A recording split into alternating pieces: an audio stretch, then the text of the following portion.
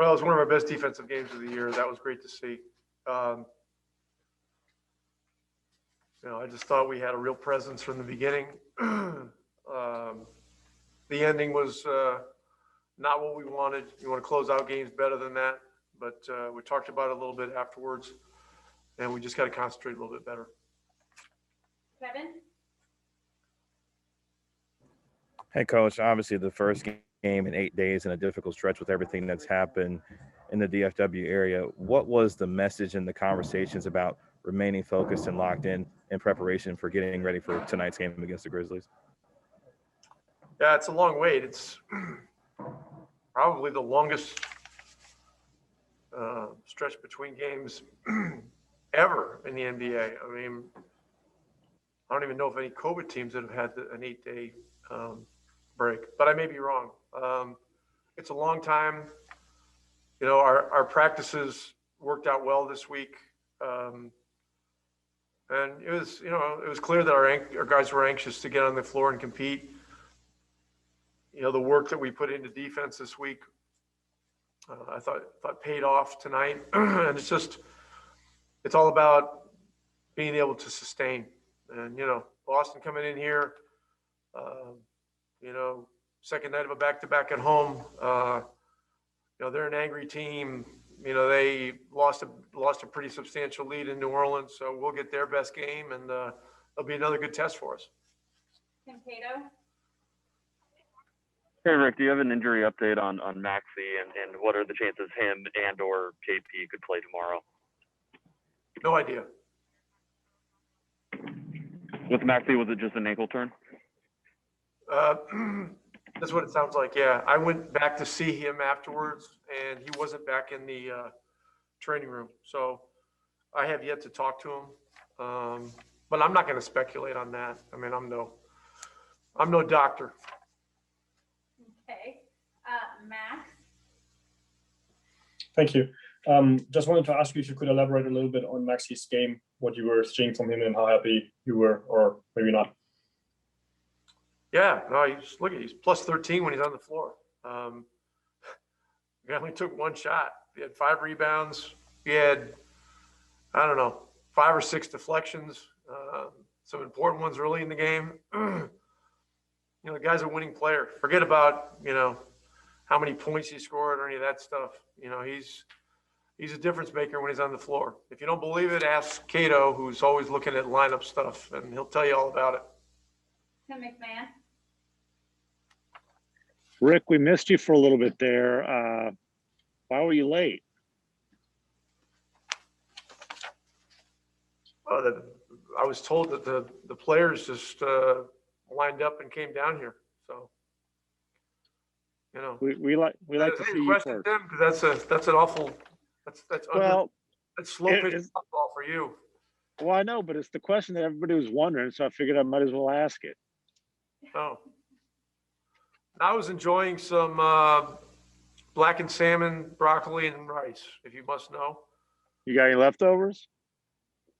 There's a little piece of broccoli left. It's got your name on it. I love you, Rick. Oh, man. Likewise. Oh, man, you guys. Okay, Jim, It's not pepperoni and sausage pizza.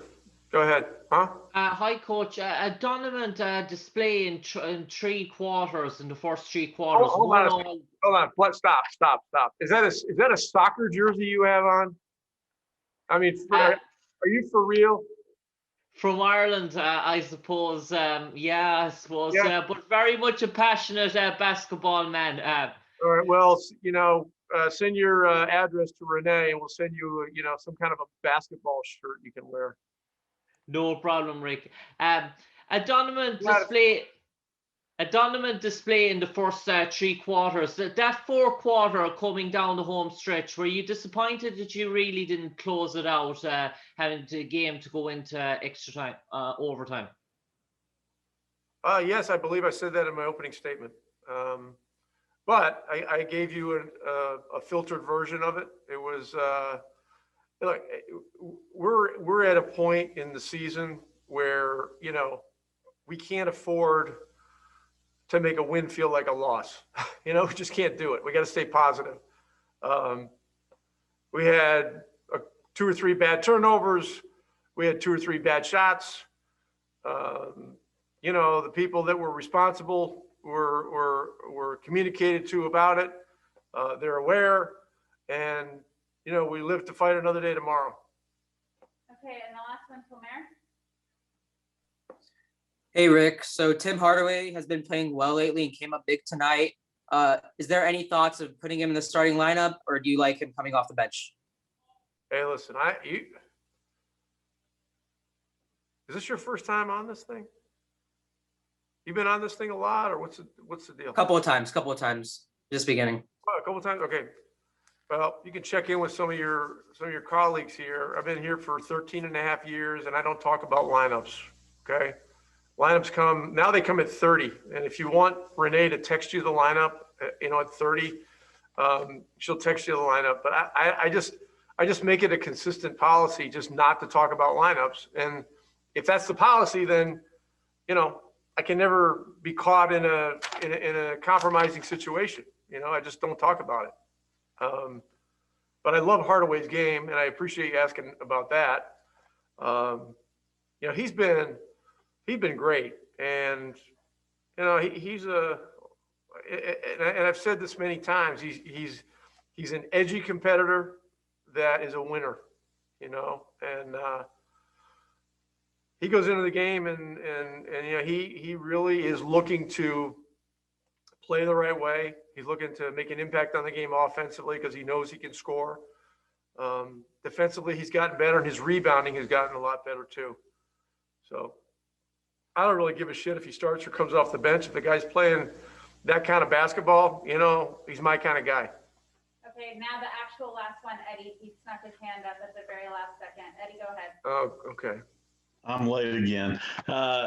Rick, I mean, how good does it make you feel about this team and where it is right now, considering that you won this game pretty thoroughly with KP out and also Luka not, you know, maybe not having his A game tonight? Are you done with your thought? It looked like you just stopped breathing there for a second. Well, it could happen at any time. We all know that. So, but yeah, I was done. Yeah, look at it. I mean, look, we needed to win a game, you know. I mean, we had won 4 out of 5 coming into this, but, you know, the Portland loss, you know, just left a bad taste in everybody's mouth. And so we had to sit on that for 8 days. And look, Memphis is a good team. You know, they're way up there in a lot of stats. And look, we came out and we played an angry game, you know, particularly defensively.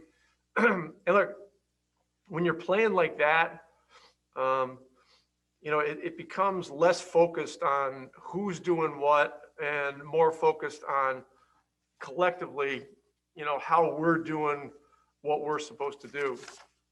And guys tonight made it about us, you know, wasn't about individual stuff.